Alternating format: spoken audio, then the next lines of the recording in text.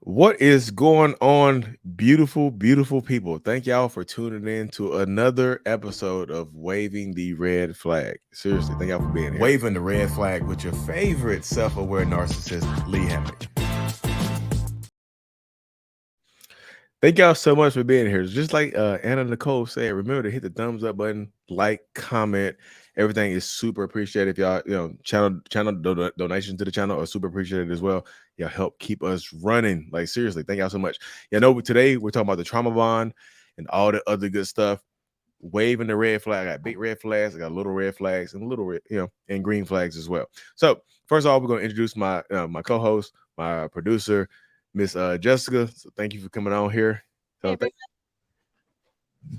I can hear you. What you say, Jessica? hello, everybody. Can you hear me okay? Hey. Okay. Oh, I saw a question come up over here. All these comments public. I mean, they can be. I mean, they kind of they kind of are.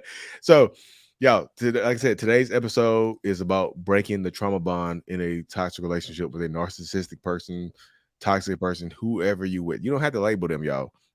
Observe the behaviors of who you're dealing with. Like I said, we have a show that's coming up next week. So if y'all want to send, we want to discuss the topic later on. But if y'all want to send in your story, make sure you send it into waving the red flag show at gmail.com. So either myself or Jessica will get back to you talking about the show and whatnot, to be on the show and whatnot. So the first thing we're gonna do is my video on trauma bonding and whatnot. So stay tuned for that. Eh, I just feel so guilty about wanting to break up with you. Well, good, because that's exactly how I want you to feel. Because guilt makes it harder for you to leave me.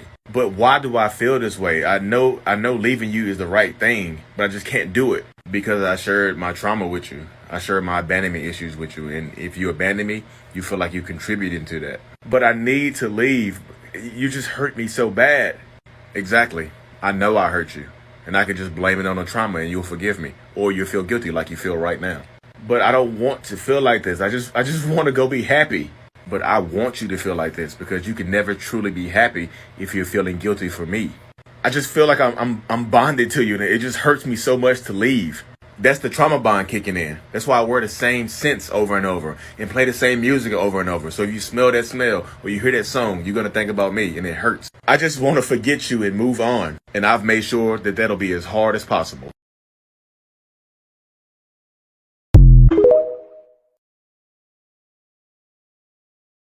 So this video, I mean, wow. Like it felt that was a powerful video when I watched that, to be honest with you. I was just like, whoa. So I feel like I've came a long way on my platform. That video was like from a couple of years ago when I was just learning about the trauma bond myself because I would say that I was trauma bond ignorant when I first got into the world of narcissistic toxic abuse. I didn't know I didn't know the phrase narcissistic abuse existed, but learning about the trauma bond, uh, is it is crazy, y'all. It is a wild experience to be trauma bonded to, to be bonded to somebody that's hurting you. You know what I mean? Hmm. To me that's what I feel like the definition of trauma bond is: to be bonded, to be traumatically bonded to somebody that's hurting you. Hmm. Healing and harm come from the same hand. It's like the same hand healing and harm comes from. Like I can hurt you, but I can heal you. The same hand that smacks you is the same hand that applies ice and neosporin to your wounds and stuff like that they created, that they themselves created. So there's a tough dynamic to deal with. Your trauma bond is very, very similar to like what people refer to as Stockholm syndrome and whatnot, y'all. So it is very, very tough to deal with. Yeah, Um, that's so exactly what it feels like. yeah, and you like I said, and and so do I. So do I guess. Mhm. So the first thing we're gonna do today, y'all, is hop into story time. Where, like I said, we have subscribers and followers that send in their own personal stories of breaking the trauma bond or dealing with the trauma bond and whatnot. So we'll hop into that first. Thank y'all. It's time for story time with Lee. Now sit back, get comfortable, and listen while I help make sense of your story. So it sounds like a lullaby. It's like a little lullaby, a little toxic lullaby, little trauma before bed is wild. Um, so the first story that we have, y'all. Here we go. It says, my question to you is, will a covert narcissist ever come clean to their mistakes and take accountability? My ex continues to use social media as an escape to reality, as well as to bait me. I love her with all my heart, but I've had to keep my distance to protect myself. I just wish she would get back to reality and close all social media. But I know deep down she loves the attention from people she's never met to speak to, so to speak. She says she is a private person and yet has multiple accounts to keep things hidden from others. Thank you. Michael. Okay. So super thanks to Michael for sending it in, y'all. So first of all, there's a lot of confusion. Yes, yes, y'all. Women can be narcissists as well, like just like Michael just said. He said that. So the first question he has a few questions in one. Will a covert narcissist ever come clean to their mistakes and take accountability? Very, very rarely does that ever happen, y'all. Unless, and I'm gonna say this right here, y'all, unless somehow, some way, shape, or form, it benefits them. It has to benefit them in some way, shape, or form. Like, if I come clean, which is not gonna be super clean, y'all. You know how like when you were a kid and you clean, like your parents say you clean up your room and but they describe it as cleaning at, like they would come in there and vacuum, you just sweep. Like they clean at, they don't clean up. Like they will never ever come clean to exactly what they did to you unless it benefits them in some way, shape, or form. Unless you already know the truth. If you already know the truth, you've explained to me that you know the truth of the situation, then I might just like, you know what? You got me. I'm dead to rights, but I love you. It's just like, you know what? I did it, but I love you. Does love not mean anything here? You know, and it just and that sucks a lot of times, y'all. But if you get a narcissistic person and like Michael said, he loves his partner, he loves his ex or whatever, but will they ever give up social media for you? In spurts. They might do it for a little while, y'all. And this is what I tell people: anybody can do anything for a short period of time. It's the consistency that makes the difference. I can delete social media for a week. Even like my own personal life. When my wife left in March or April of 2020, like I told myself, she didn't. This wasn't even a requirement of her. I got rid of all social media for a week. Except for TikTok. I was on TikTok. I was pumping on TikTok. I was growing on TikTok. I was like, you know what? Everything else is stagnant. I can't delete TikTok. I need it. You know what I mean? I need TikTok. And this is before the mental health stuff. This is just my comedy stuff. This is before mental health. This is before mental illness. This is just Lee Hammock. But anybody can do anything for a short burst of time, y'all. It's temporary. It's just like a band-aid. Like I said, it's a band-aid on a gunshot wound. They will shoot you and just say, hey, I need some assistance. They'll put a band-aid over it. Like, okay, I'll give you some assistance for a week. I'll change my behaviors for a week. They might delete social media for a week, but then they will resent you for that. If you make them do something, that's something you're making them do. They don't actually want to do that. They don't want to delete social media. They don't want to stop liking other people's pictures. They don't want to stop getting that outside validation, because whatever validation that they are getting from you, it runs out, y'all. Whatever they get from you, it runs out. Whatever supply that they're getting from you, it runs out. No matter how good you are to them. Like, I did everything for them, Lee. It runs out. To them, for you, it might not run out. Your love might not ever run out. But to them, it's running low. Like you might have a just a bottomless jug that you're pouring your love from, but they have they have a cup with holes in it. Just imagine this cup right here.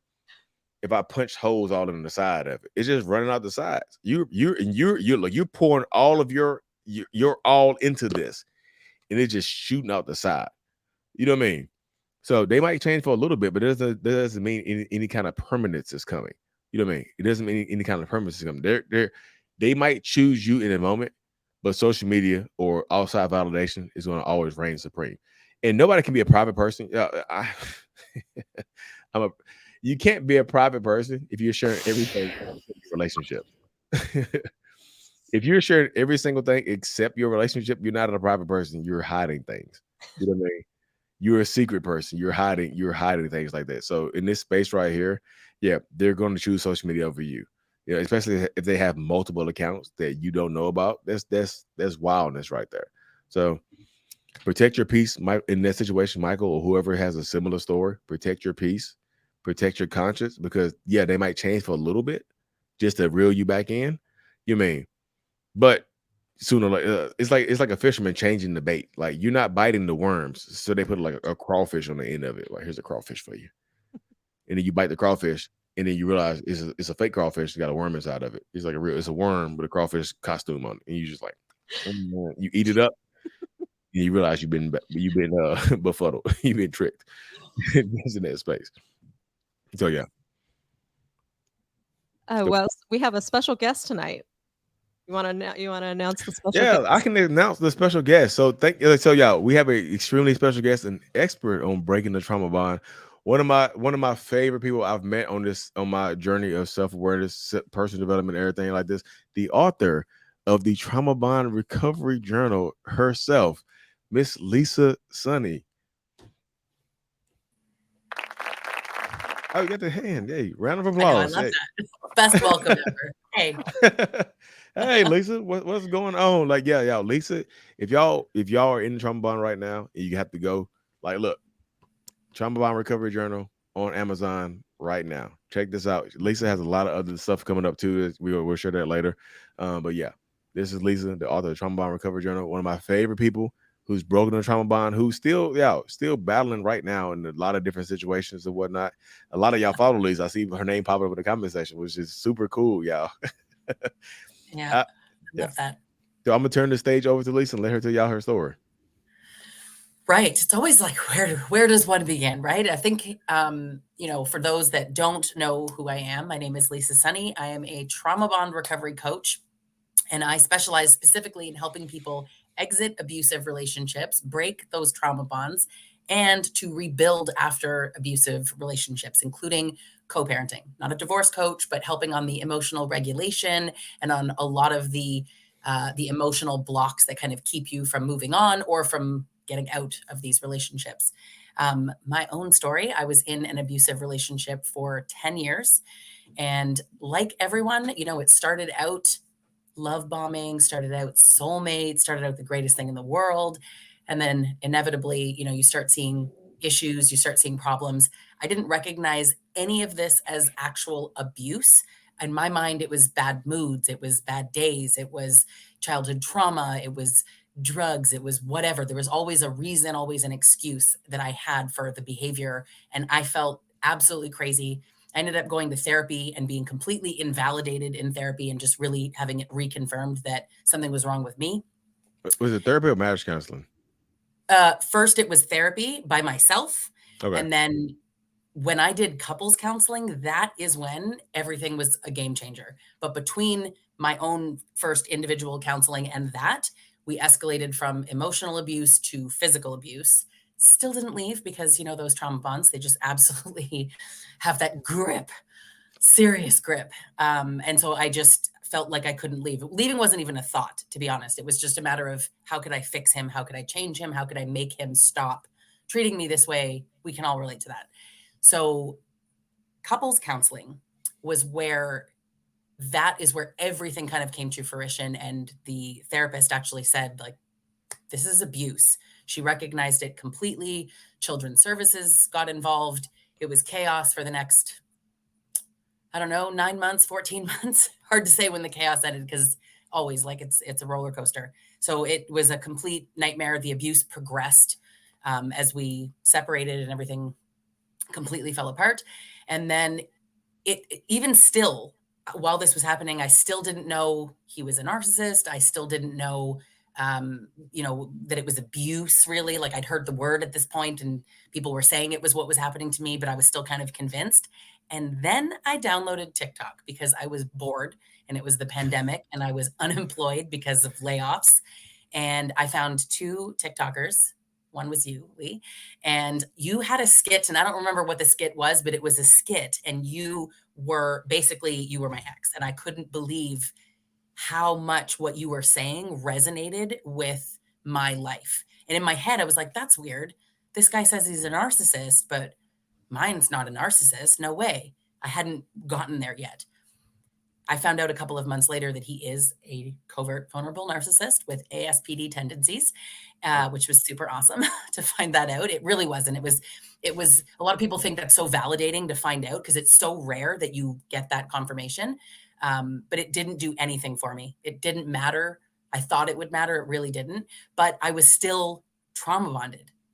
And it really was when I first met you, Lee, when I booked sessions with you, that I was like telling you my story and you interrupted me to tell me I was going to meet Jesus if I stuck around. So scared me to death, scared the hell out of me. And you just said things that really clicked. So between my therapist and you, I really feel like everything changed in terms of what I knew. And I started picking up the knowledge, and then it kind of just launched. People wanted to start talking to me and asking me questions, and how did I do it? And that is what led me to write the Trauma Bond Recovery Journal. I was kind of answering that question. How did I do it?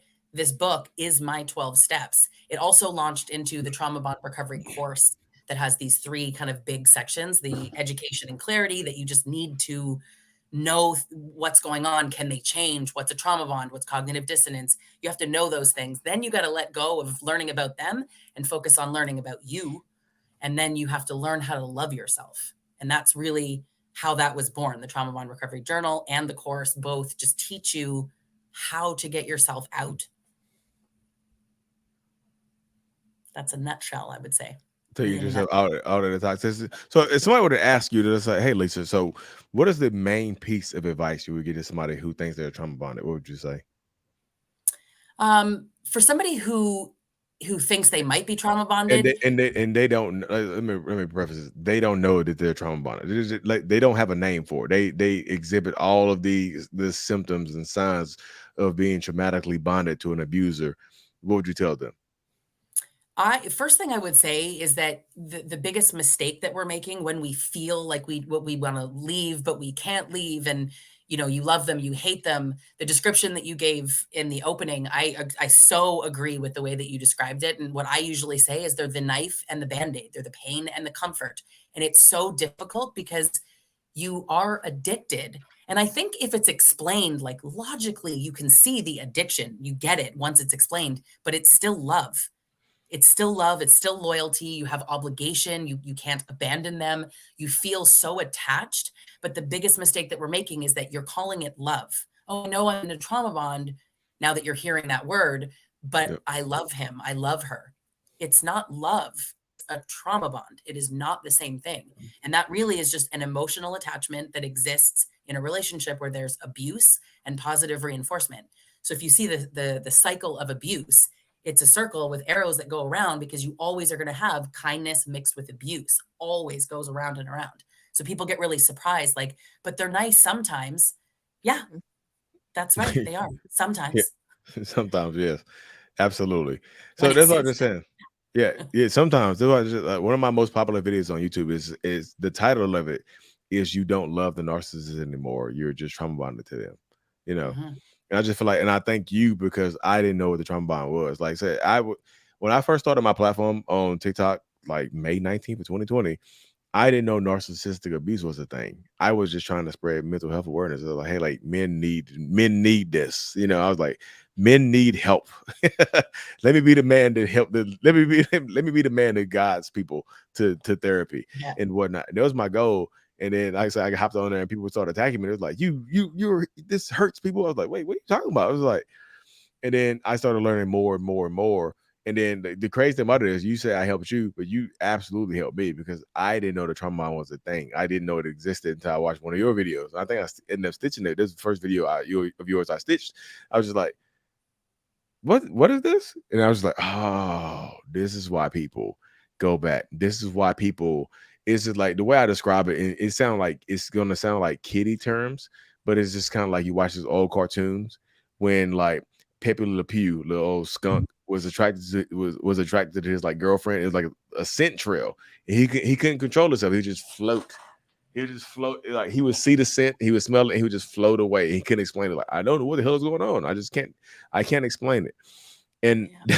it sounds silly, but that's how it used to be. Like, you can't explain why you keep going back to abusive situations. You can't explain why you keep going back into toxicity.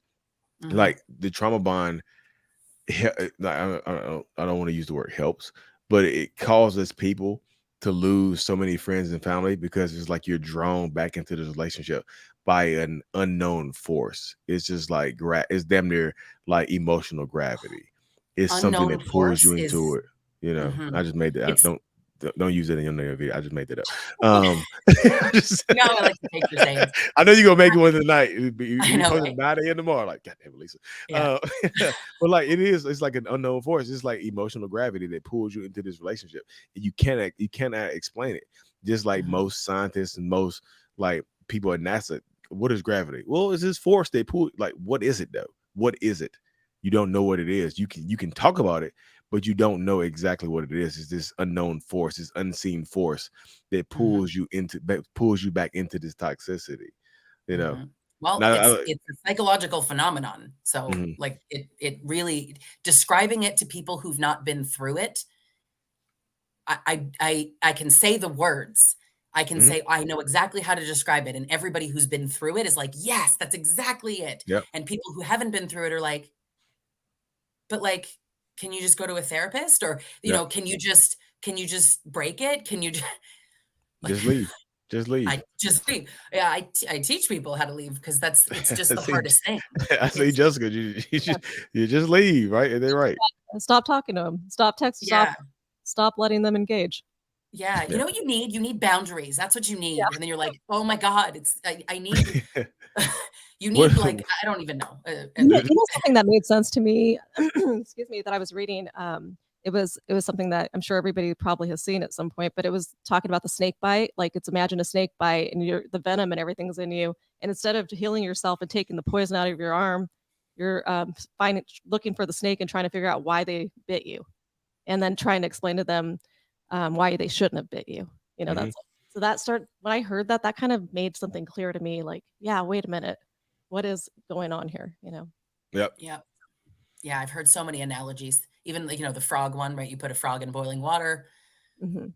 or in warm water, and you slowly increase the temperature, and the frog will just sit in the water and die. Having said that, that's actually not true about frogs, but it's just an analogy. Lisa, I was gonna say, like, I just saw a video. They just proved that wrong. Yeah, I know. It's a really popular analogy that is actually not rooted in science, but if it were true, it would be a really good analogy. It's just a Yeah. really popular one, but I like the snake bite one much Yeah. better because that is what it is. Like you're dying and all you want to do is figure out why the person hurt you and how you can get them to stop hurting you because you just love this mean, awful, abusive, Right. terrible person so Right. much.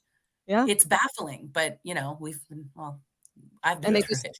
they just keep hurting you. And even if they tell you they love you for a second, even in that moment, they'll tell you they love you again and then do it immediately right after. Yeah, but you It's want just to enough. believe them so badly, and I think that's a huge factor too, is how much you want that to be Mm. true. Mhm. Yep. Abs Mhm. I would agree with that absolutely as well. You want that to be true as well. You know, mm. somebody Mhm. said it does feel like dying. You Yeah. know, It it's a does. unique pain. Yeah, it's Yeah. a very I unique know. pain to describe to people. When people, over the last, I started doing 101s in April of 2021, which seemed like so long ago. Did you really? You started doing it in April? Because that's when I In met you. April of Man, I 2021, jumped yeah, on that. you were one of the first one I talked to, which is wild. Um, You told me I was gonna and die. yeah, I told somebody the other day, I was like, look, But to be fair, I told you some stories that I'm not trying to scare you right now, but like, how close are you to God right now? You about to get closer. It's like, what do you mean closer? Like, just like you won't need to pray anymore. Like you'll be face to face to God to share your thoughts with God face to face. Like you're gonna be up there. Like, Mhm. and I convey it in the comical way to try to make it breeze over quickly and make it easier. But like, I've talked. I told somebody the other day. I've talked to thousands of people, you know, and I've had a lot of trauma dumping, like thousands and thousands of people. So I'm one of the people back in the day in in early 2020, I would have just said, hey, just leave. Just leave that relationship. That was me. I was like, why are you still there? But talking to people like yourself, talking to people like Jessica, talking to people, so many other people, I understand, like, you know what? Why are they talking to me if they could just left? There's a reason why they're talking to me.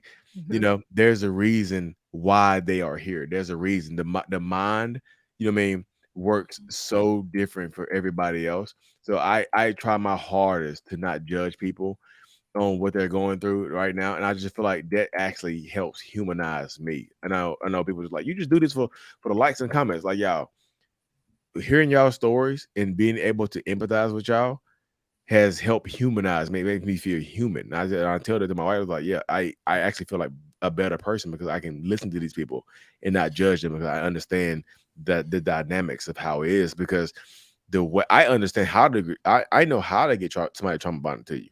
You know what I mean?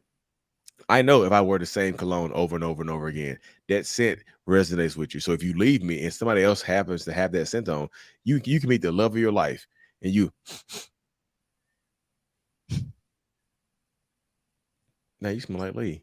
And now I'm on your fucking mind. You see what I'm saying? I know that if I play the same songs over and over again, if I do this over and over again, if I establish these patterns in your life, it'll be so hard for you to leave me that I know that. You know what I mean? Sometimes it is intentional.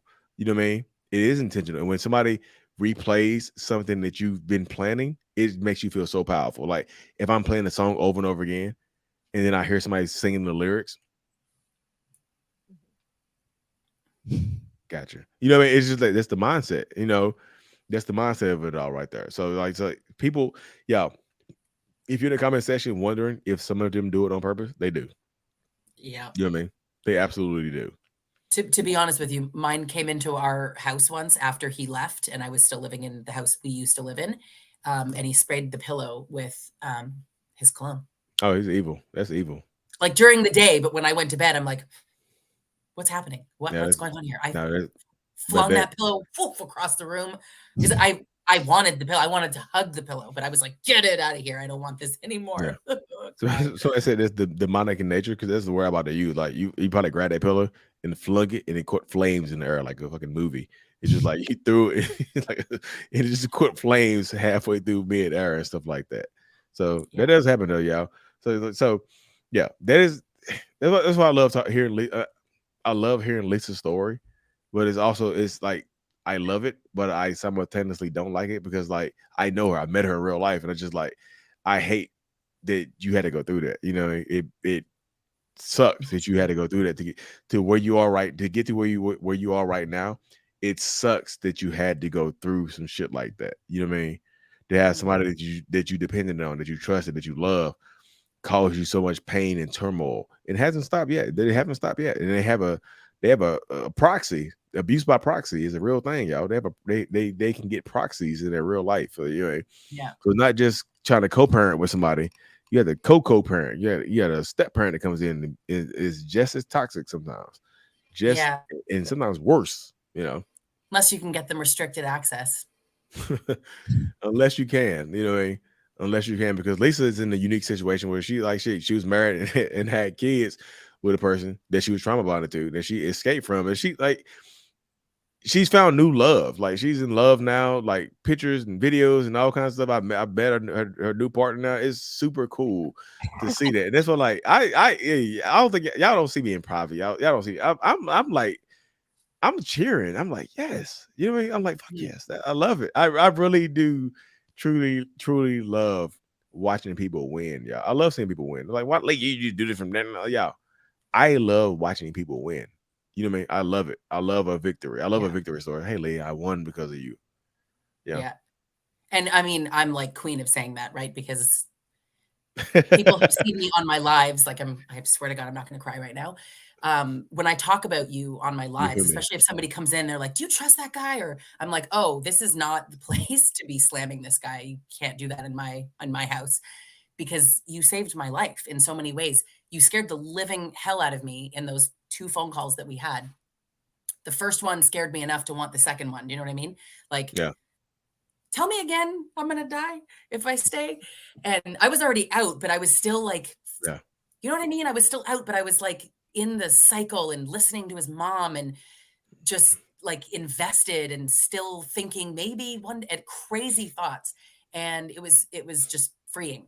And if you hadn't have scared the hell out of me to really like put that in my mind, like this is serious, like the abuse that you described. Because to me, you were a narcissist just like him. You were a stranger. Like, what interest do you Yeah. have in telling me that I'm going to die?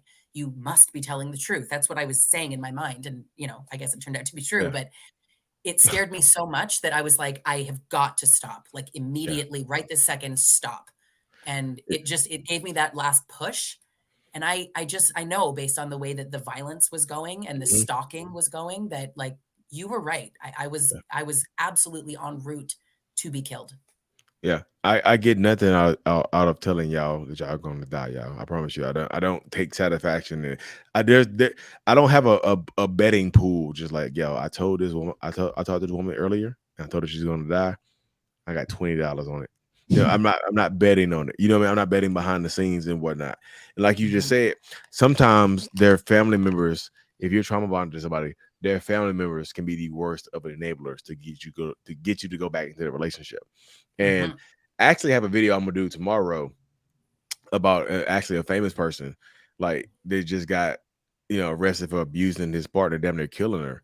And now she's refuting the statements. Like, there's witnesses, everybody. She's like, no, that didn't happen. That didn't happen. I was just like, and people are jumping up like she was lying. She was lying. And I know y'all don't understand how people work, like how the mind of somebody that's being abused works. Like, sometimes they don't want to ruin their abuser's life. Like, if I tell the truth, I'm going to ruin their life. Like, y'all, let me say this straight to the mic in my Key Sweat voice right now. I'm gonna get social with you. No, it's a joke. Like, seriously, like, you're not ruining their life. They are doing that to themselves because they know that's fucked up what they did to you. They understand that. They absolutely know that. They know what they did. That's why they hide it. That's why they hide the shit that they've done. Their family members are full on enablers. Yeah, the family members can watch that person bust you in your fucking mouth, and they're just like, "What did you do though? Like, what? How was the car ride? How was the car ride over here? Yeah. And also, What why did is it you always do?" their mom?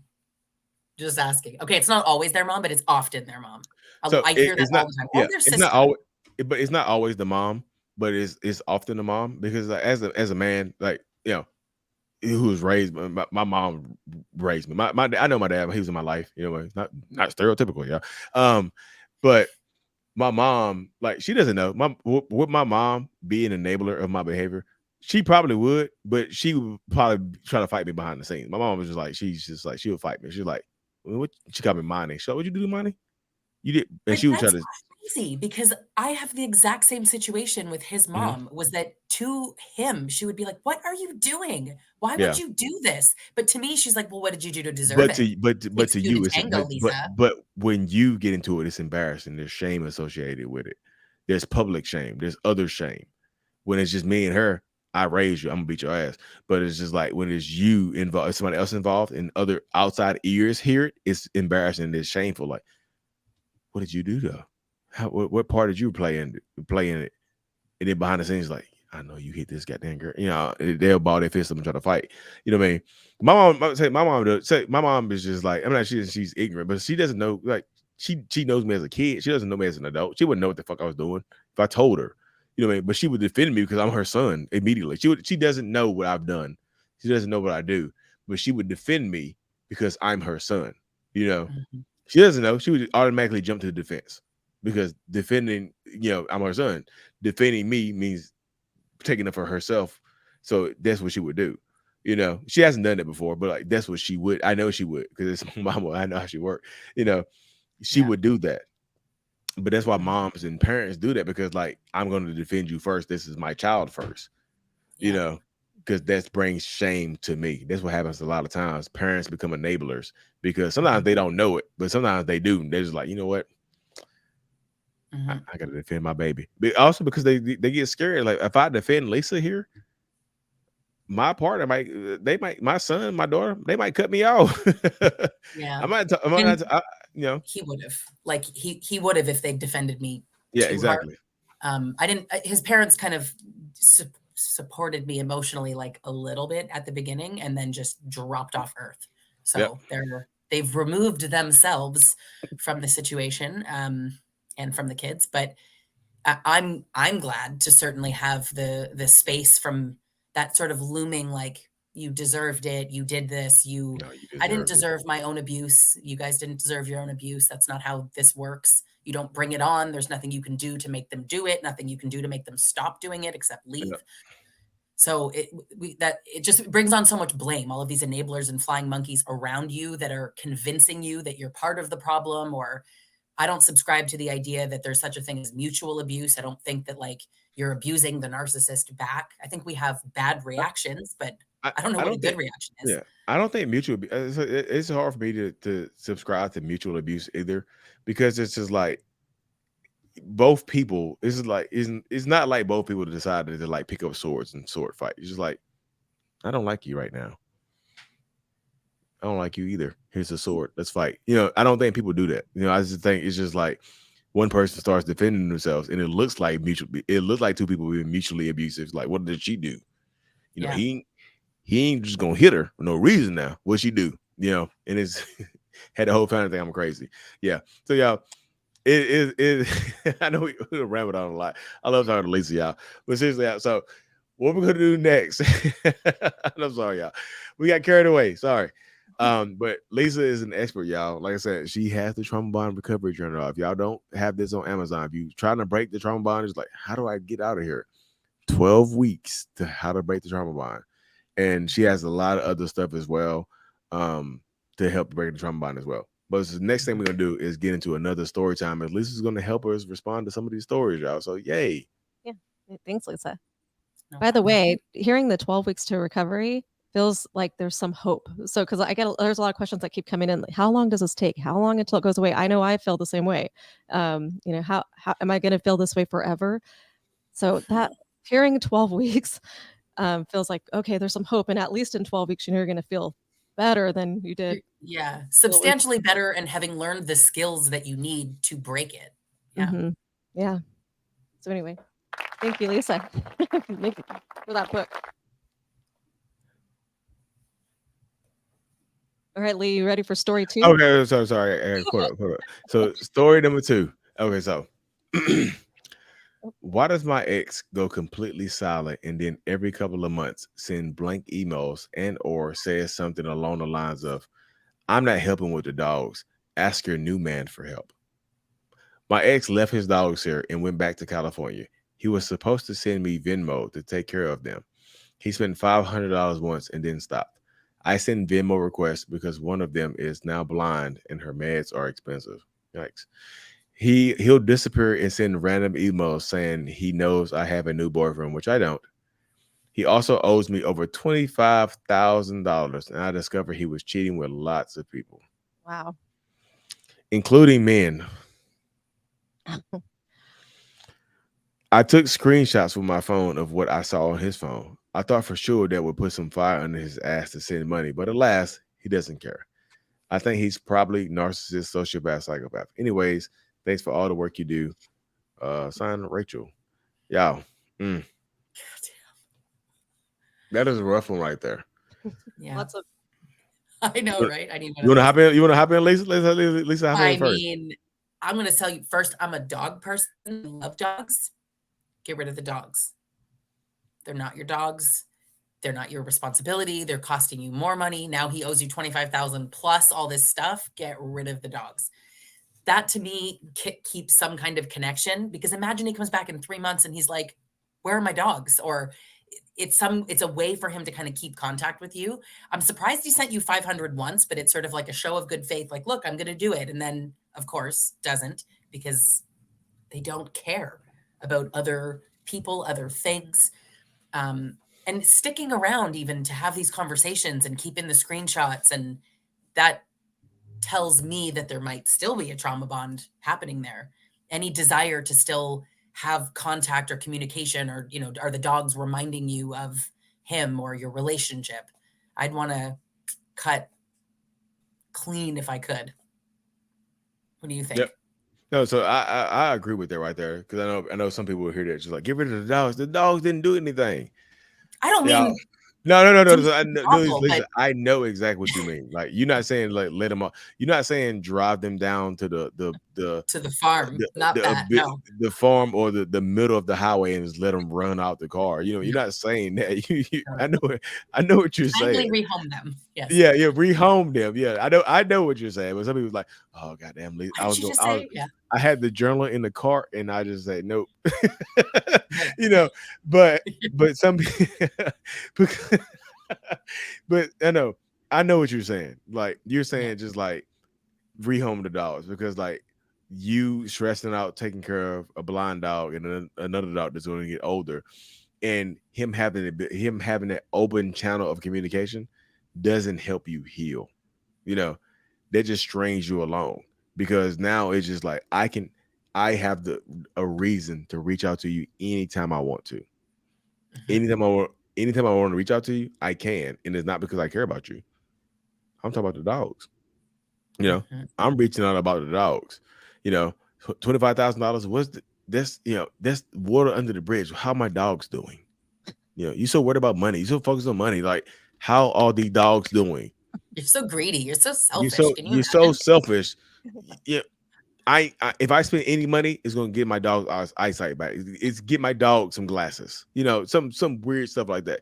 Like they will make it seem like they're trying to help you out, but like the fact that he left the dog showed that he doesn't have any care for him. Like in these $500 once, yeah, that's surprising, but that's like a deposit on your pain. You know, you can look at that $500 as a deposit. Like, you know, first and last month rent on your suffering, your trauma right here. Here's the first and last month of your trauma right here. Spend it well. You know what I mean? And he fucked up the carpet in your house. You know, that's what they do though. Like I said, they leave you reasons to contact them or to stay in contact with them. Yeah, I'm sorry. I joke a lot. But it gets into that spaces. I ain't put my glasses. My eyes. I think I say that because my eyes are burning myself. But I need my own glass. It was subliminal to myself. But it does happen all the time, though, y'all. But you get into these spaces where they will try to find a reason to keep you around. You know what I mean? Right off the money because you're not getting it back. Yeah, I was just gonna say that. You never. Don't take this as disrespect. But Dave Ramsey calls it the stupid tax. He's like, this is a tax you got to pay for getting in this situation. He's just like, when you like, if you buy a brand new car and you're underwater on it and you want to trade it in, hey, you got to pay the difference. That's a stupid tax. You know, get rid of the dogs in a safe manner. Like I said, don't drive into the middle of the highway.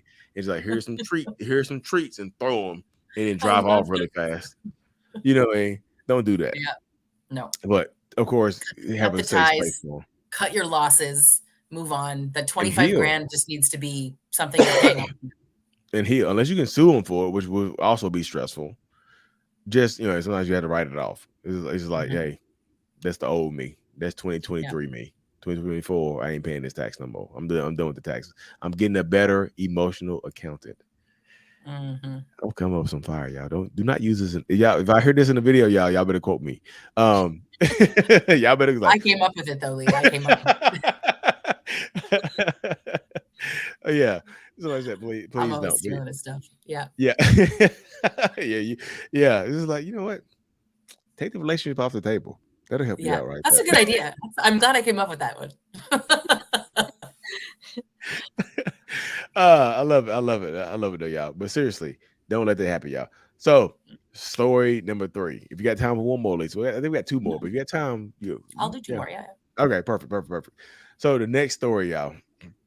I got my glasses on. I can read it better. It says, "I met a person this year, an artist too. So we're talking about an artist. We talked, and I told him about everything from past narc relationship. He comforted me, helped me." Mostly took a bit of loneliness away. Then he moved in. Ever since he did, he changed. I got emotionally discarded again.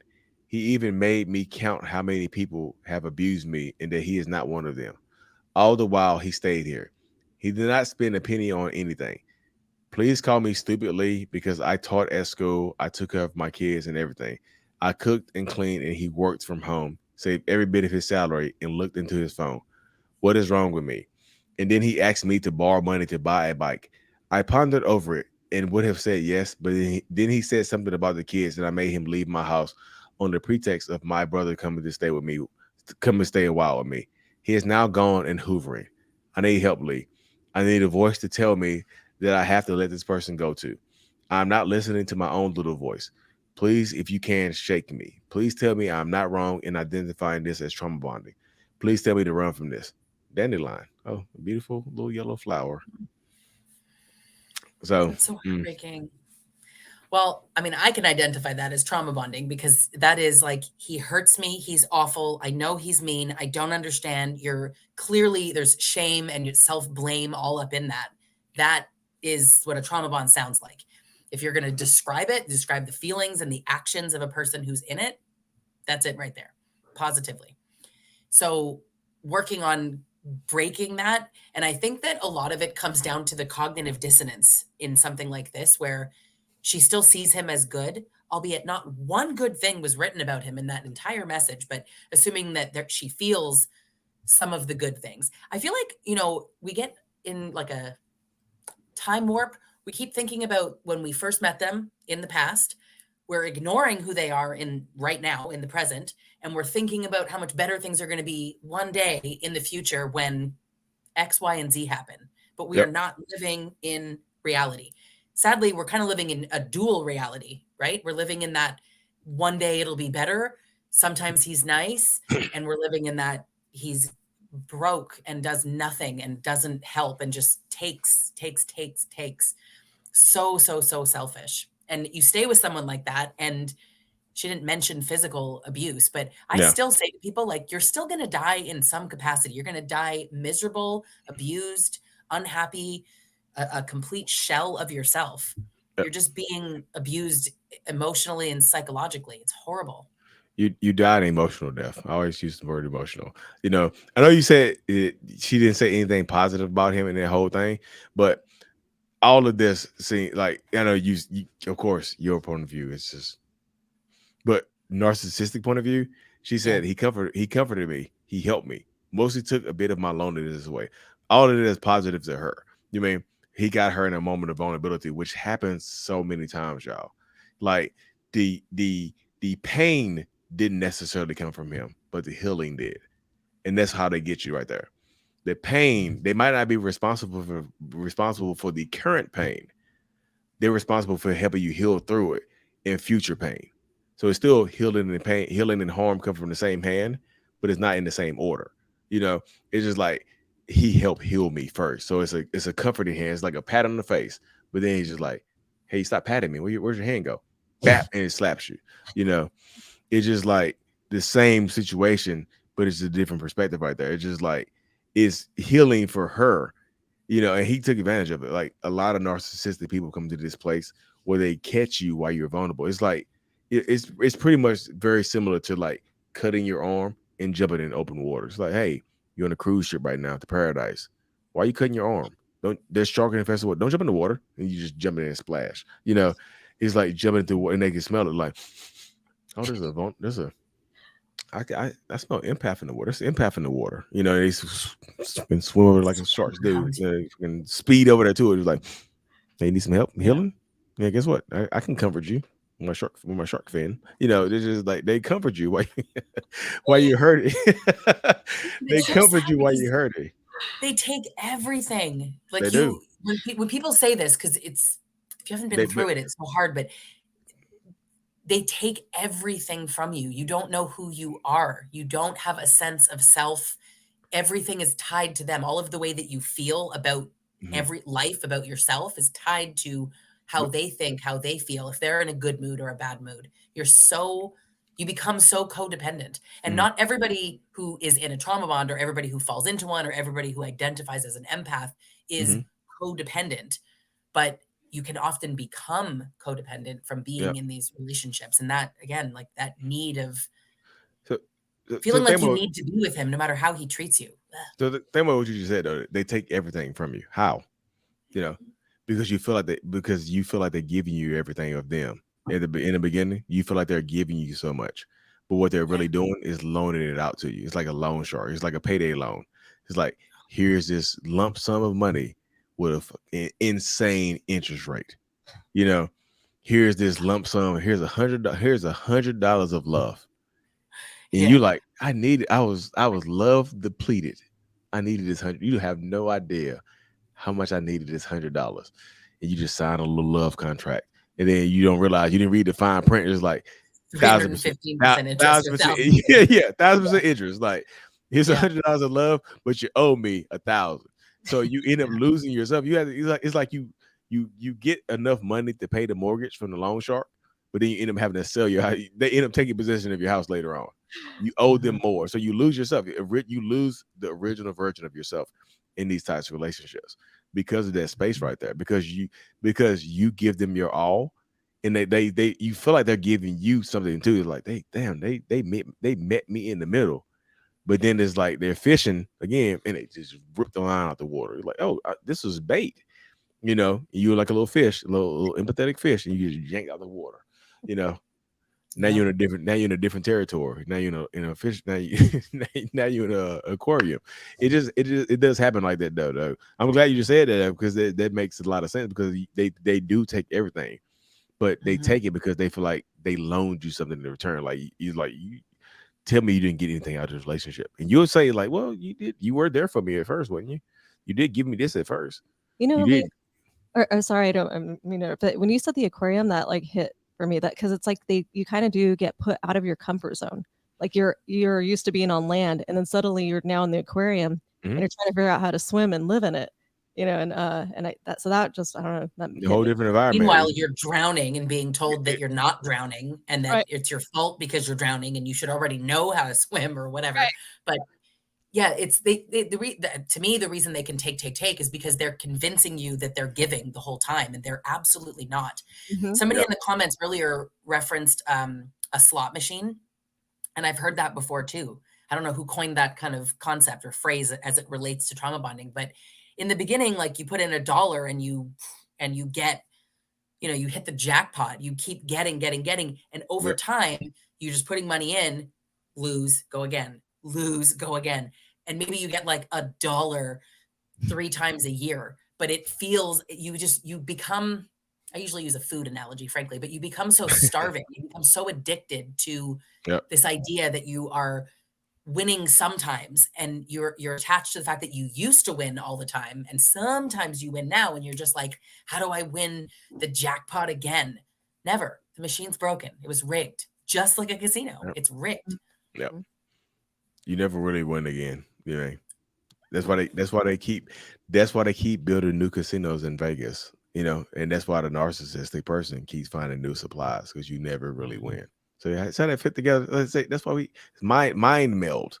It all came together then. But that's true though. But you see how that goes though. Like I said, and it is very painful to break this dynamic because, like I said, healing the harm. I know I don't like turning my hands. I worked in the warehouse, so my hands are rough. I have rough hands. Let's do them. Yeah, I was gonna say there's rough hand. Like my son here was like, "You have rough hands." There, I was like, "No, know my life. You don't know my life. Don't judge me." He's like, "What's that sound?" I was like, "Y'all don't know my life, do you? You don't know. You don't know." But healing and harm come from the same uncalloused hand. Sometimes it's calloused. Yes, intimacy reinforcement, y'all. Breadcrumbing. They give you a little. There's a loaf of bread out there. There's a whole slice even of oat bread, but they give you a little bit because it's bread. It's like, this is the bread I used to eat back in the day when we were happy. This is the same bread from back in the day. So you just eat a little bit. You get little bits and pieces of that bread, y'all. But seriously, so we got one more story time, y'all. I know I got to talk. One more story, short and sweet to the point, y'all. Here we go. Hi, Lee.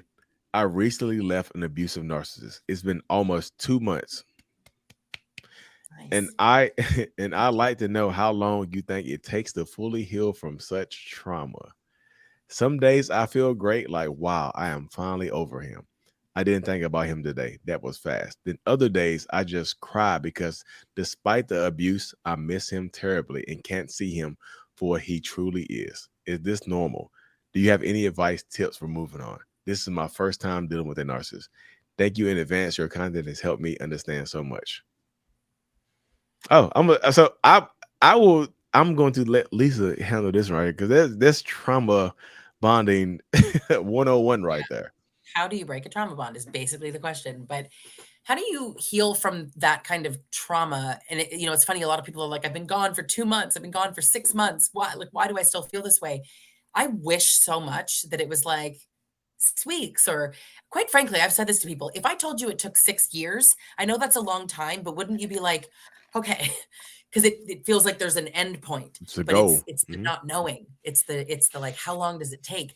The truth is that it's different for every single person. So there is no answer. How's that for annoying, right? But there isn't an answer, but there is a process.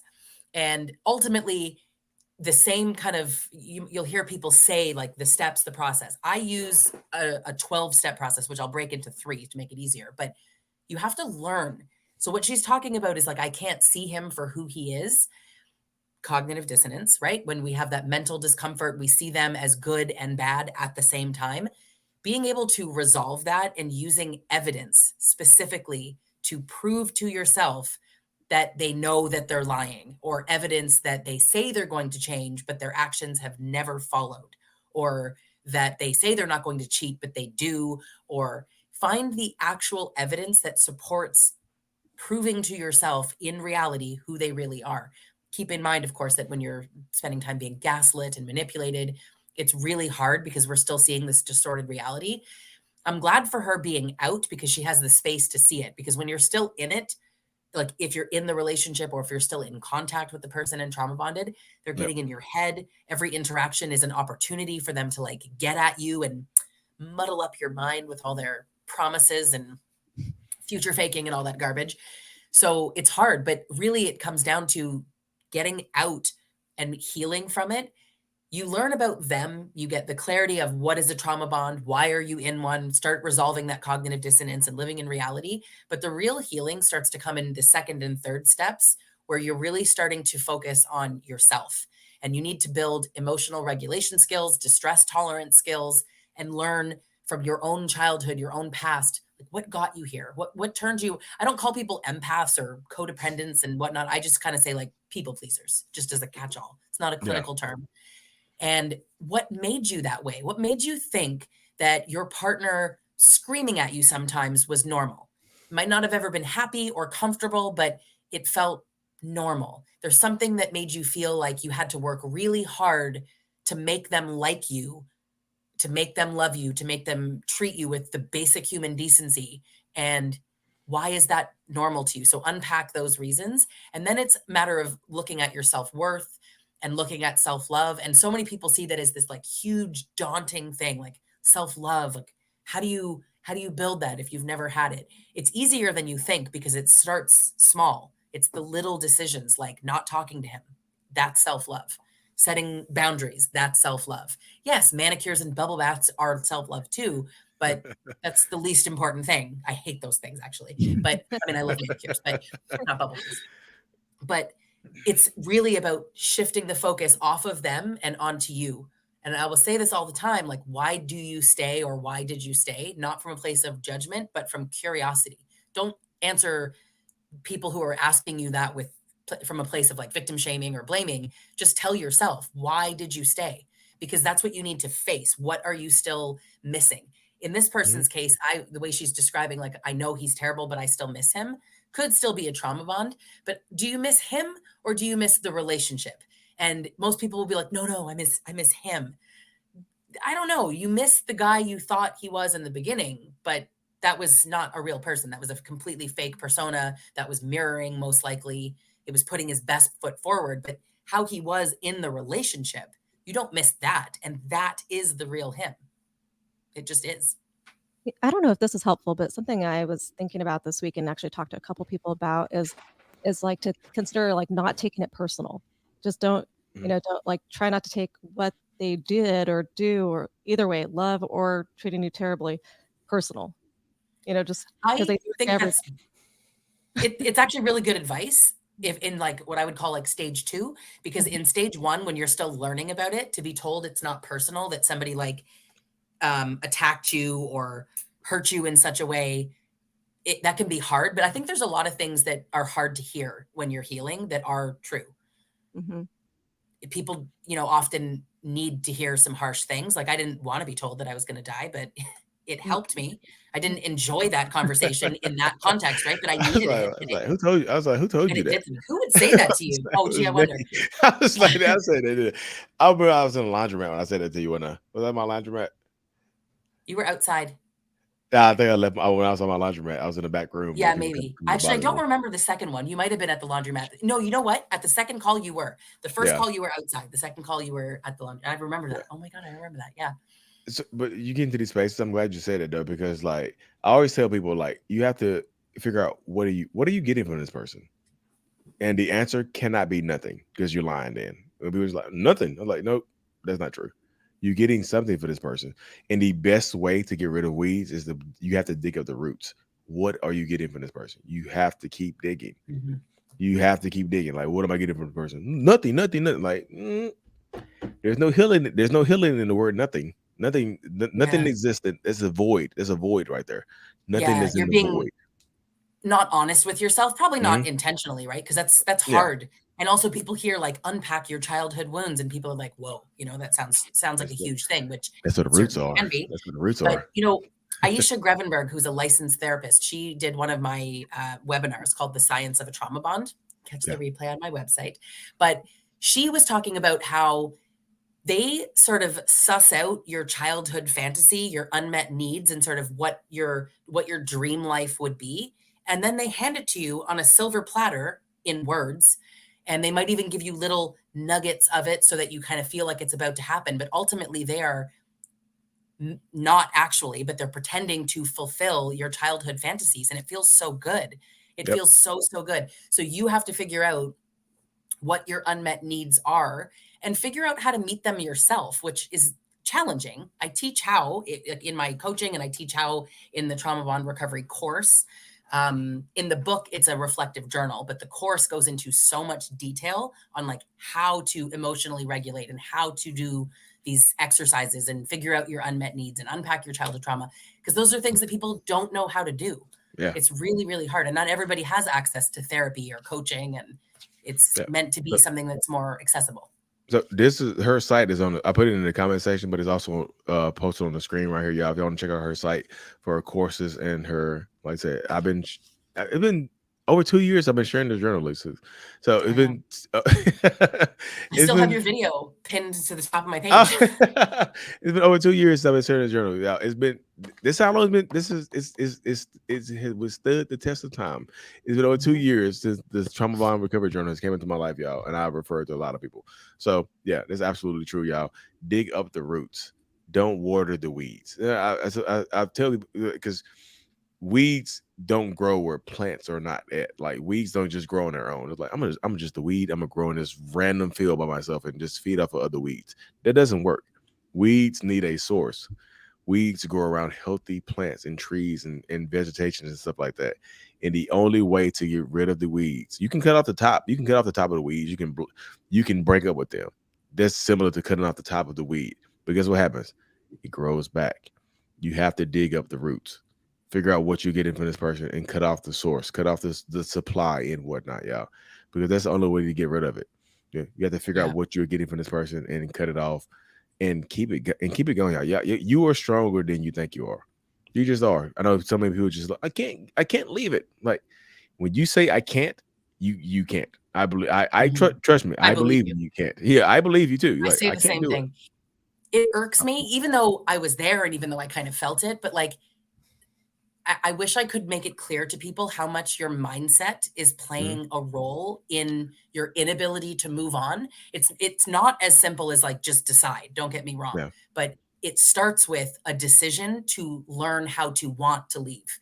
I know that sounds like I'm talking nonsense, but the decision of like, I'm going to start to see this. You're telling me it's a trauma bond and you're telling me that it's not love. It feels like love.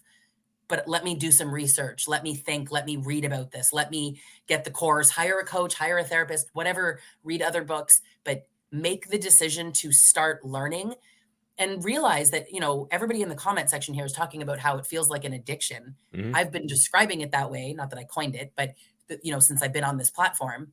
And I had the interesting conversation with two people who've done a lot of drugs in their life, particularly heroin, on 2 separate occasions, and both of them were like, "Yeah, no, wow, I didn't imagine you could be addicted to a person," but when you describe the feelings around wanting the person, it sounds like wanting your next hit of heroin, not cocaine, not something else, heroin, because that is one of the most addictive drugs, and you just have this pull that you can't explain, like we said at the beginning. It yanks on you and whatnot, Mhm. just in that space right there. Like I just said, like, yeah, you are stronger than you think you are. I truly believe that. And like, I know people, they see my platform like, you're a narcissist. Like, yeah, I want y'all to win.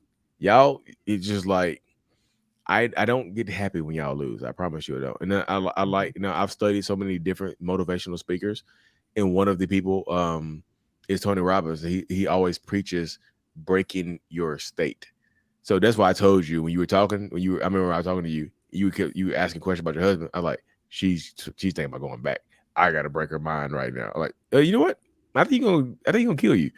And I know I had to shock your system to tell you that. Just like, wait, he gonna kill me. I didn't hear that. He's just like, he's done all this stuff. I didn't think about that right there. A stranger Everybody told me I said was he was gonna die. gonna continue to hurt me, and No. I felt like it's not like I thought he would, like, "Yeah, I'm Yeah. gonna go back," but Mhm. I understood at that point that he was physically hurting me, but it's like he still wasn't an abuser, Yep. and it wasn't gonna get worse, but you just I don't know, you said some things, you were like, "Man, I would never do stuff like that. Holy crap, he's so much worse." Like, it just scared me that he was worse Worse than than me. a I like narcissist. it's wild. I like when people. It's wild. It's like, and he to be worse than I am. You know, it's just like because that's the way the mind works. And right Yeah. there, Adderall and alcohol addiction come with narcs. I mean, addictive personalities are common with narcissism. The addiction is going to be different though. So I'm addicted to people. I like the way the human mind ticks. Some other people get addicted to alcohol. Some get addicted to drugs. Some get addicted to sex and stuff like that. It just really depends on a narcissistic person and what their vice is. You know, Mhm, Tranquility said it, like addiction is typical. Yeah, it's typical, mhm. but the addiction is typical. The choice, the vice is not. It just depends on what Yeah, the vice is. Some people, some of them, they like what they like, and think some of them yeah, like porn. You know what? They're like, like a good porno. Just whatever it is, in that space right there, in the dynamic. So yeah.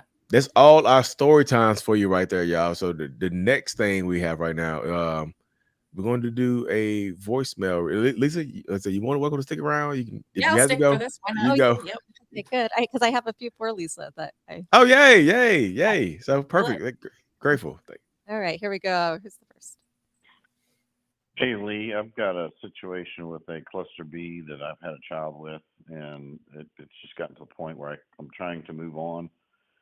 Every time that I get the strength to get away from her, she withholds our child. Um, the last weekend, she has made an excuse so she could go out with her friends and party, and that's always been a deal breaker with me. She doesn't flaunt other men around me because she knows that's my uh, kind of the line in the sand that I wouldn't put up with.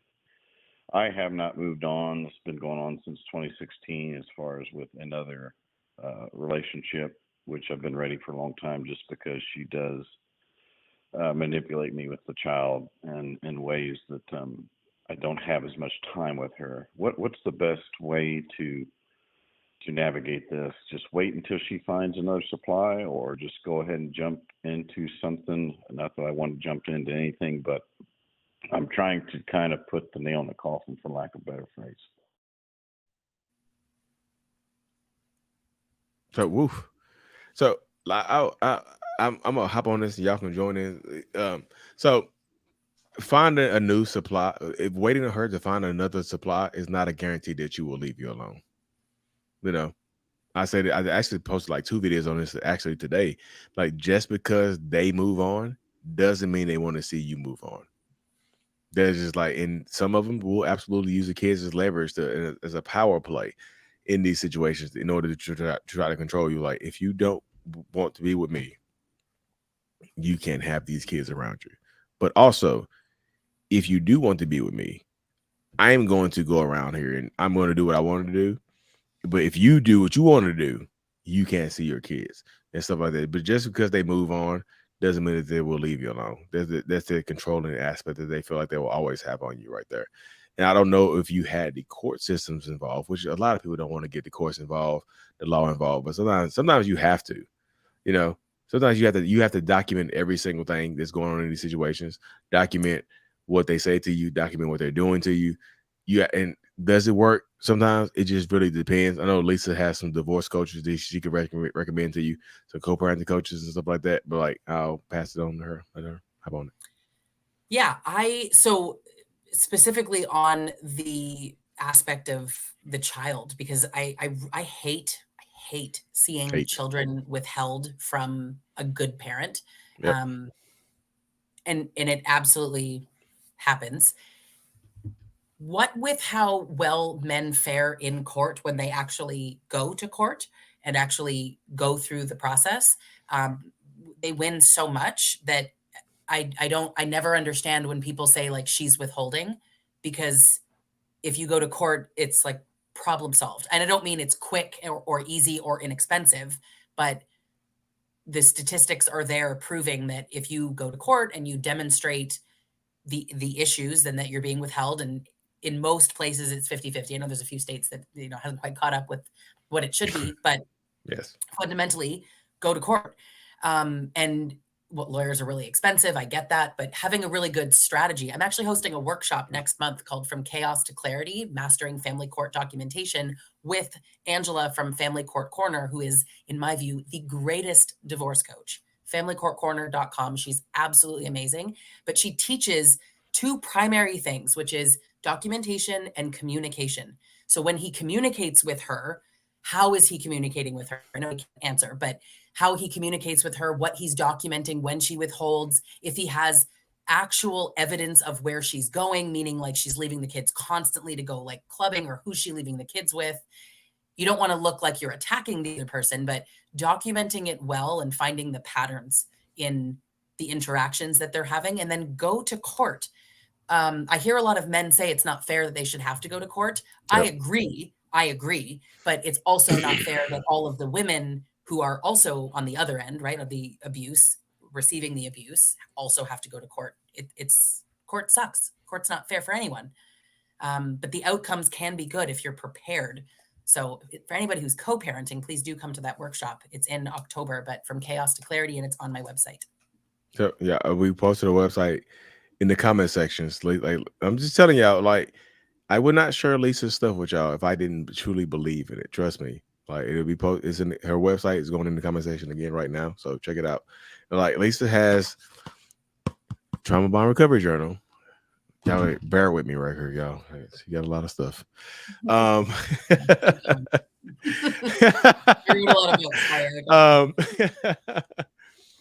Narcissism Unmasked. Lisa, like, y'all, check, just please go to her website. Like, her website is in the comment section.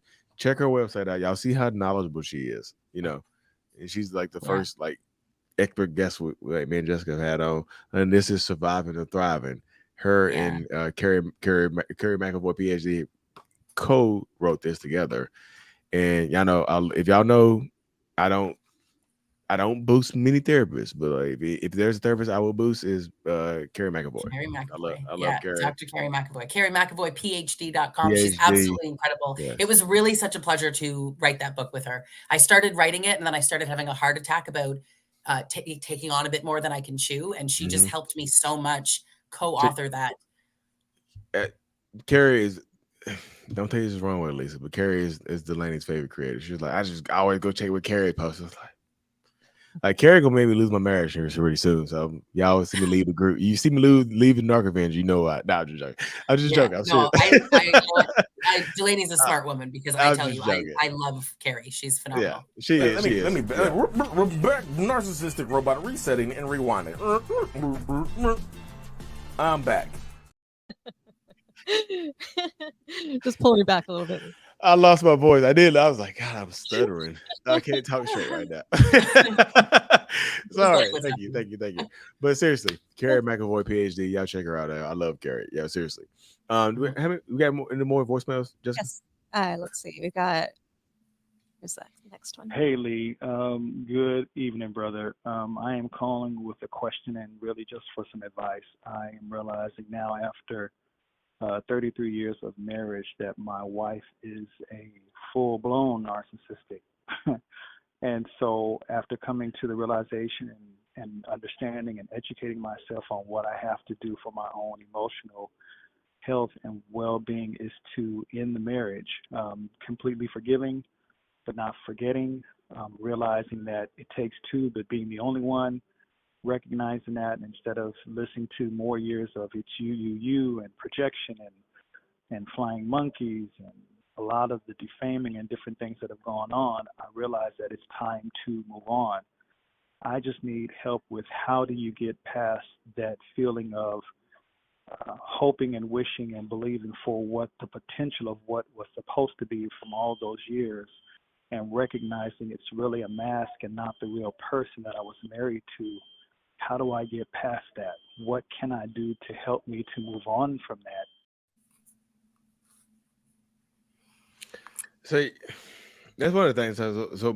I told you earlier, one of the goals of my original platform was to help reach more men and help more men be expressive in what they feel like they were struggling with in a situation like that. So that absolutely, God, I hate fucking having emotions now. Being more in touch with my emotions, I really do hate it. That broke my heart right there, because like That's a green flag. Having those emotions. it is. Emotions are green flags, y'all.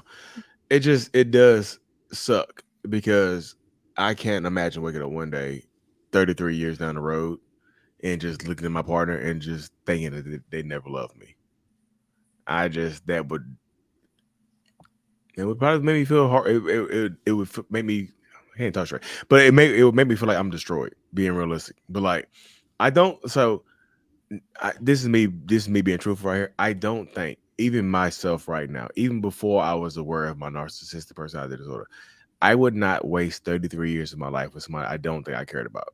You know, me being realistic. Like, I would not waste 3 decades of my life with somebody I don't think I love. That would like, well, Lee, what they need supply. Y'all, me in my personal life, I could find a new supply. I'm not gonna sit there and wait 33 years to hold somebody hostage. Especially if I have kids with this person, but especially if I build a life, especially if I have enough to keep this person around. I don't have to be with you. I can keep you around. So I don't think it was all fake. And that's just me being real. I don't believe it was all fake, because even in my worst relationships, in the beginning, I cared about that person. Like, I was like, God damn, this is me right here. I need to take this person off the market, because I don't want anybody else to have this person, because this person fits me more than anybody else. If you are a believer, if you believe in the Bible, you believe in God.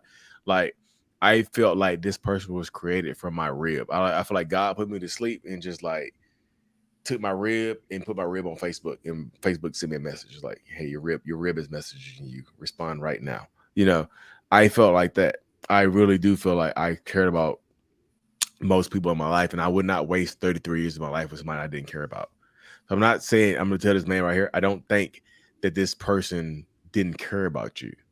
I just feel like this person has always probably struggled with expressing their emotions to you, and there's not, either way, it's not healthy either way. You know what I mean? It's just feel like if they had 30, they also, on your side of things, they've had 33 years to express how much they cared about you, and they can't express it. So for you, to me, it's better to move on, for you to just try to find it somewhere else, or try to find it within yourself. Like Lisa said earlier, find it within you. You know, I'm not telling you to stay in this relationship. If you message me for a sign to stay in this relationship, this ain't it. This ain't that sign you're looking for. This is not the sign you're looking for. You know, I believe in leaving a relationship that you feel like you're not getting fulfilled in. You know what I mean? That's why I tell people, like, if my wife was just like, you know what, Lee, it's over. I'm like, would it hurt? Would it break my fucking heart? Yeah. But I would just be like, okay, damn, that sucks. But what could I have done? I could do better. I'm aware, y'all. But yeah, you're different. But unaware, I'll be angry as fuck. But also, I would just want you to accept me as is, and you don't have to accept me as is. You can ask. You can. It's like buying a house. You can ask for repairs. You can ask. You can ask me to fix certain things. Like, hey, look, I love this house. But a narcissist will be like, "Why are you trying to change me? Yeah, the roof is. Why are you I always love so it. controlling?" Yeah, I love this house, but the roof is leaking. Well, if you really love me, you just put a bucket underneath the leak and just take the water and water the plants in front of the yard. You know, it just Love the leak. yeah. If you really love me, you would just take the leak and just use the water to feature. Yeah, it's so silly, y'all. But like seriously, if you don't feel like you're getting love to what you feel like you deserve, you don't have to stay there. You see what I'm saying? What is not. I always tell people like it's not that the narcissist doesn't love you. It's they probably don't love you up to your expectations and up to your needs and desires. You know what I mean? Some narcissists don't love you. I'm gonna be real with you. Some of them don't care about some of them don't care. They just want your presence. But the ones that do love you and care about you, they don't know how to express it, and they probably never ever will. 33 years later, they'll never learn it. They don't know. They won't learn it. You know what So, mine said, Lee? Mine said, I gave you my best performance, and it disturbs me that you can't see how I love you. they're The just fact that saying, he called it a performance reminds yeah, me of something Lee has said, which is if you're listening, they tell you the truth. yeah, Right. but performance. It That's just the makes it truth sound like right there. he Damn. didn't get a Grammy for he didn't get an Oscar for his performance right there. It's like Right. Yeah. I gave him That- my all. I didn't Yeah. win an Oscar, you know. But Right. like But so that caller though, he's really what he's struggling with is letting go of potential, right? That's yeah, a really, really tough one. It's actually chapter 2 of the Trauma Bond Recovery course, and it's also chapter 2 of Surviving the Thriving book, just saying. But letting go of the potential is really hard. But you know, he's recognizing when it's time to leave, which is the first thing that you really need to do. And then identify what are these limiting beliefs? Like what are we holding on to? What's this potential? Was it ever really going to happen? When you really look at it, we're going to be happy when I'm going to stop being angry when everything is pushed off into the future. Is it actually realistic? And we kind of need to change the story that we're telling ourselves about what letting go of the relationship actually means and really learn how to master your emotions, because when you are leaving these relationships, it is a roller coaster to say the least. It's super, super hard, but being able to kind of live in reality, master the emotions, and change what you're telling yourself about what leaving means. You think you're giving up this great future. It was never going to happen. And what you're giving up is being abused. So what you're gaining is potentially your life back. yes. Mhm. What are you losing? What are you willing to gain in this situation right here? Mhm. You know, I love Yeah. the answer, listen, but that sucks. I really do hate when it sucks when men feel like they're alone. But like you can win. You know, you don't need you don't need a woman to win. Win by yourself. Like you can leave, be happy. You will never be happy with anybody else if you're not happy with yourself. I'll just leave it at that right there. So Mhm. happy healing. Yep. Well, that's the last question. This last one, okay, yay. Well, yay or nay. You know, so But I do have my favorite video of the week if you still like to stay around for that. so perfect. So yeah, Jessica's favorite video of the week is coming up right now, y'all. Okay. It's a beautiful evening to enjoy the sunset. Oh my God, what are you doing here? Don't be alarmed, don't be alarmed. Look, I'm just here to watch the sunset with you. And hopefully watch the sun rise on our relationship. The sun, no, I have a restraining order on. What are you doing here? Restraining orders don't cover the sky and the air and the stars do it. You know what I mean? Like, what are you doing here? Why won't you leave me alone? You remember when we were together and I promised you the moon and the stars? There you go. The moon and the stars are right there. This is you stalking me. You're not giving me the moon and the stars. Leave me alone. No, look. What is it gonna take for you to give me another chance? Look, I told my spouse about us. You're married? Yeah, but being married being married to you didn't stop me. And that's why we're divorced and I got a restraining order on you. Leave me alone. Oh my God. Look, I'm tired of watching you from the bushes. I had to make a move tonight. Like, please, please leave me alone, please. Okay. I'll see you again on the next full moon. What are you, a werewolf? Oh. That's definitely one of my favorites. Yeah, I don't even know where it came from, y'all. I swear I'll be that because that video it seemed like it was filmed when the sun was setting. I probably taking the garbage out, and I was just like, "It's a good time for a video right now," and it just popped up in my head. It literally, I have spontaneous ideas that pop up in my head. We got voicemails coming through right now. Voicemails coming through for next week, like literally right now. It's great. Thank you guys for sending all Yeah. those. Thank y'all for sending the voicemails in, y'all. The voicemail number is constantly scrolling across the bottom of the screen. Like seriously, you want to send a voicemail in. You want to talk about next week's topic right now before we, Sure. So next week is all about the narcissist new supply. So I've never wanted to come back next week more than right now. You mean my favorite topic? I was just like, Get job, Ramones. the narcissist new. The stories I could tell. Yeah, all about. Lisa might come back next week to tell us a quick story, but like y'all, next week is all about the narcissist new supply. If you have a new supply story that you want to tell, like seriously, you can send it into the voicemail. The number is scrolling across the bottom of the screen right now, or you can send it into waving the red flag show at gmail.com. I see. Yeah. So somebody just said, you put on the screen, somebody just sent the voicemail in about the new supply. We got so many voicemails about the new supply. That's why we decided to do next week's episode. Jessica's like, you know what? We have an influx. There's a special 3-hour episode, right? Like there's no love bombing. There's no trauma bond. There's this new supply. They're like, let's do it. So next week is gonna be all the new supply, y'all. So all about the new supply. You have a new supply story, send it in to waving the red flag show at gmail.com or the voicemail number across the bottom of the screen. Like we played the voicemails earlier. Send it. Hey, Haley, the narcissist new supply is a whore and she just won't stop sleeping with me and him. What do I do? Send it in. I mean, whatever it is, send it in. I've heard this story before, y'all. I talked to the narcissist new supply. The worst review I've gotten online for my one-on-ones is from a new supply. I'll be realistic with y'all. She was so angry at me that I could not tell her how to get the narcissist to leave his wife. That she was mad at me. Yeah, I was just like, and this is a 10-year affair. Just let y'all know, it's 10 years. So she tried her hardest. She's like, "What can I leave a harbor? Where can I leave a scathing review for you?" I was like, "Why?" She was like, "You didn't help me out." I was like, "I can't tell you how to get 10 years in the." That's next week. Y'all want to hear the story next week? I'm not gonna tell that story, y'all. I wouldn't do that. But yeah, that's literally the worst review I got from a narcissist new supply. That she was mad. I couldn't tell her how to get him to leave his wife. But yeah. Yes, the show is weekly, y'all. Every Thursday at 6 p.m. Pacific time, 9 p.m. Eastern Standard Time. This show is live everywhere. Like seriously, live on YouTube, Facebook. I think we're on Twitter and Instagram. Not on Instagram. This is the Instagram link, but I don't know how Instagram works on here, y'all. But like YouTube, Facebook right now, y'all. Like seriously, this is where we are right now. And it's growing. There's a lot more people on here this week than this is the biggest show. So I'm grateful for everybody coming on. Like seriously, like Lisa, if y'all looking for Lisa's site where all her stuff is in the comment section right now.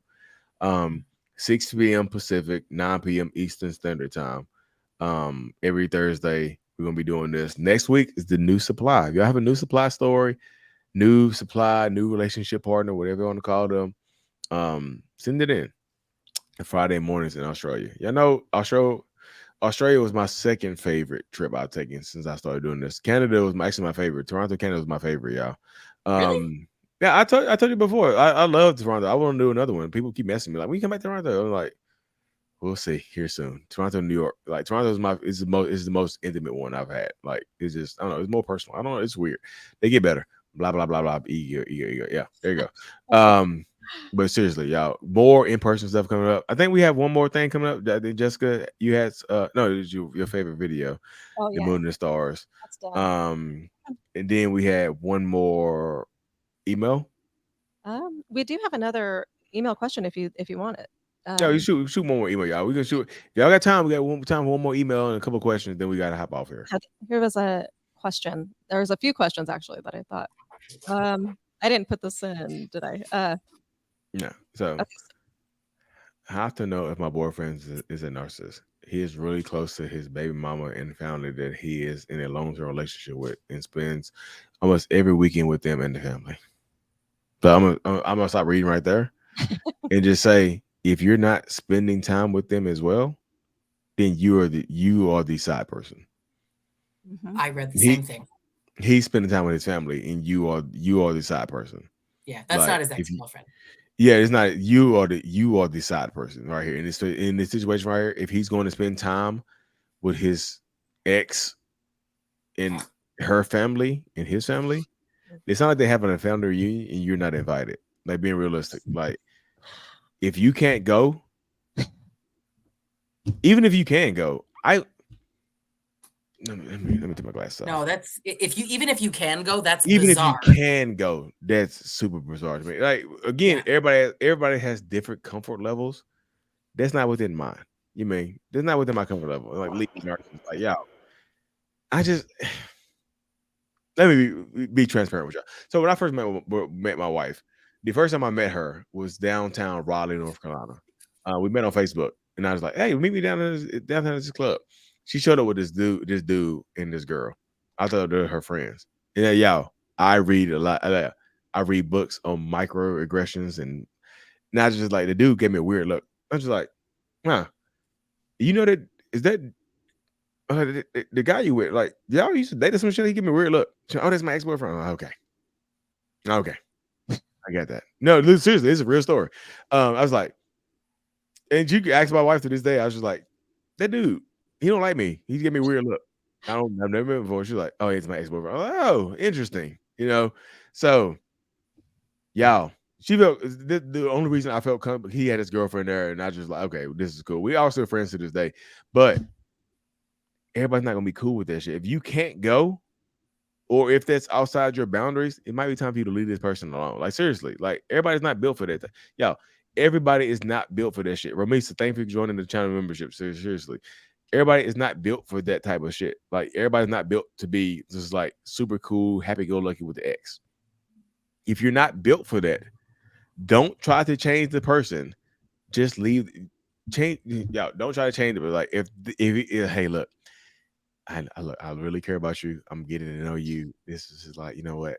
Me and my ex is super cool. We have a kid together. I found it's a super tight. Like, we're cool. Are you cool with that? If you're not cool with that, say no. Say no and leave. And you shouldn't be cool with that in any circumstance. Yeah, don't Not be even don't, in healthy situations. Nobody should be co-parenting. Even two people who are no abuse, no big deal, healthy split.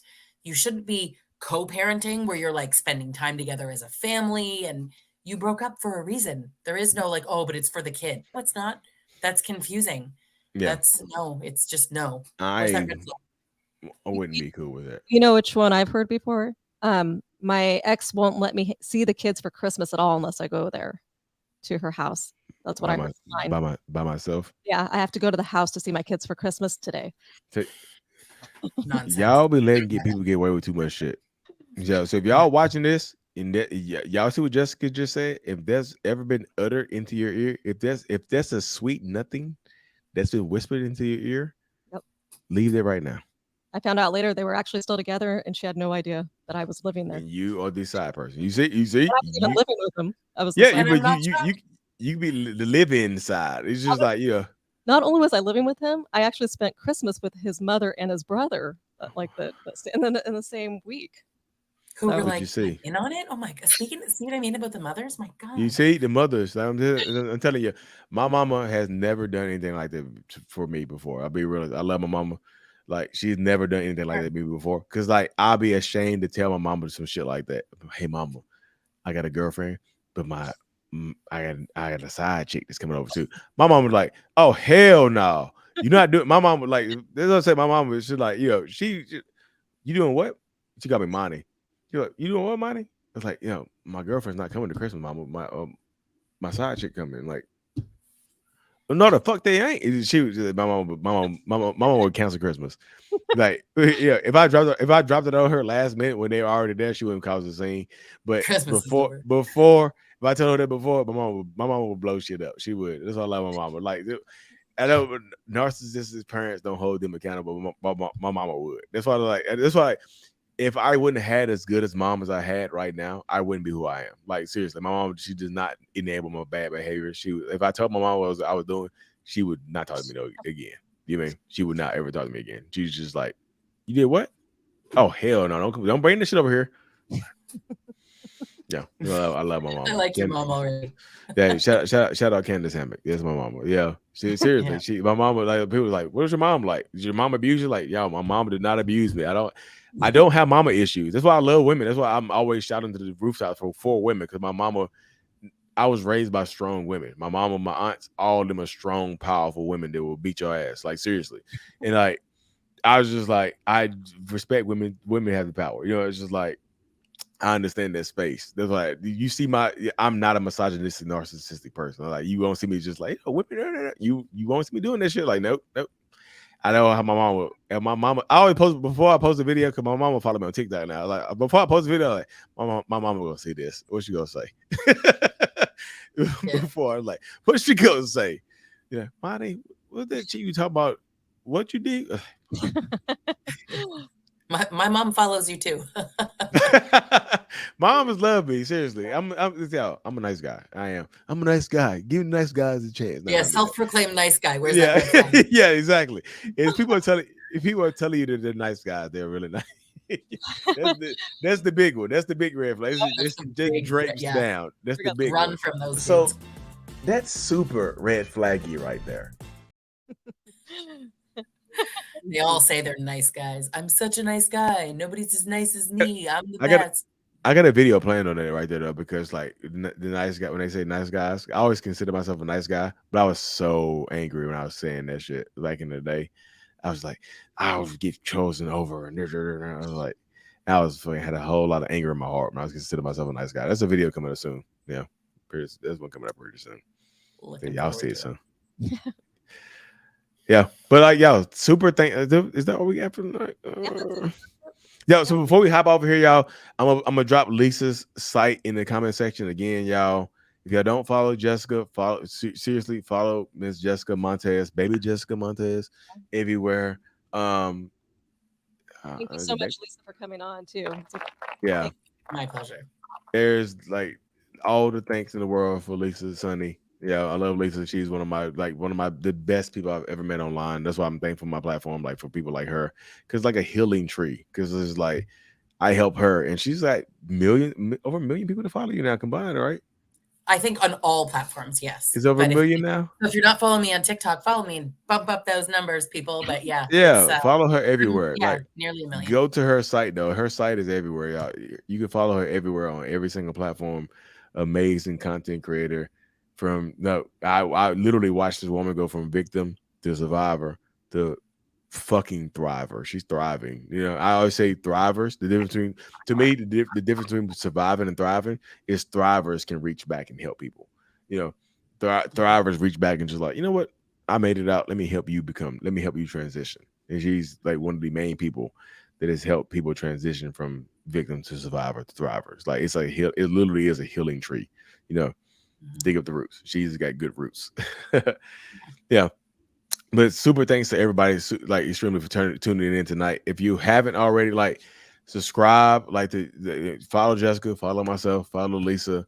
My kids' book is done. It just got finished. One little edit. My kids' book is finally finished, y'all. The kids' book is done. It is going to be like, it's crazy. Like I'm gonna drop my newsletter link in the comment section. Follow my newsletter to get updated on the kids' book. Once this last edit gets made, it'll be out in the next couple of weeks. And then my own personal book is coming too, y'all. So, and red flag. So, what were we saying? So we're actually giving away, not just we're giving away a personalized red flag and also a self-love journal. This is a brand new self-love journal. So we're gonna do a random drawing next week on our live show next Thursday, 9 p.m. Eastern Standard Time, 6 p.m. Pacific. We're gonna give away a signed self-love journal and a signed brand new I got a bunch of red. Trust me and believe me. There's red flags here. There's red flags here. This is not gaslighting. And also, if you guys will send in your videos of you using your red flags, we'll highlight that as well if you need to. Send in those videos if you do get a red flag. Send that in. Yeah. So yay, we're gonna do a live drawing for the red flag, and like I said, for people who subscribe to the newsletter, it'll be a sign. This is my own self-love journal. I want to sign it, send it to you. We'll connect. Like, just make sure you join the newsletter, subscribe to the newsletter. It's free. I do not spam you. If anything, I don't send out too many. I don't send out enough newsletters. You get less. I'm on your list, and that's true. You don't. Yeah. I need to send out more. I just get so tied up, y'all. But seriously, is there a way we can add each other on others on? We can add each other on other sites. So I mean, I need to set that up. Just next week. Join next week. We'll have that in motion next week. We're learning. Learn with us. We're learning together. But seriously, y'all. I would check. I would use the hang out the red flag. Take the red flags on dates with you if you need to. Seriously. I know. And then date's over. Like, what did you say? It's like, oh, I still live with my ex. Oh. Oh no. My ex is crazy. Yeah. Oh yeah. Why are you single? Like, my ex is they're crazy, all of them. Like, what's that? Like, oh, this is my handkerchief. They just tuck it in here and whatnot, y'all. But seriously, y'all, thank y'all for tuning in. How can we sign up for the newsletter? Check the comment section. I'm gonna drop the link for the newsletter in the comment section, y'all.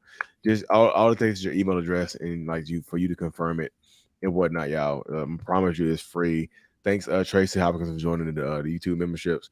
The live replay will be available to the YouTube members like immediately after this. But then the actual official replay will be available later on in the week, y'all. Next week, new supply. So if you are, this is what I'm interested in as well, y'all. If you are aware the new supply, send in your story as well, because like I did a video very recently. Sometimes the new supply does not know that they're the new supply. You don't know. If you find out later on, like, damn, I was a new supply. I was used for this and used for that. See, if you were the new supply and didn't know, let me know. If you're not the new supply diaries by any chance, don't do that. If you're not keeping a diary of being in the new supply, don't do that. But like, seriously, the number is scrolling across the bottom of the screen to send in your new supply story, or you can send it into waving the red flag show at gmail.com. The link is right here. Waving the red flag show at gmail.com. Send in your new supply story.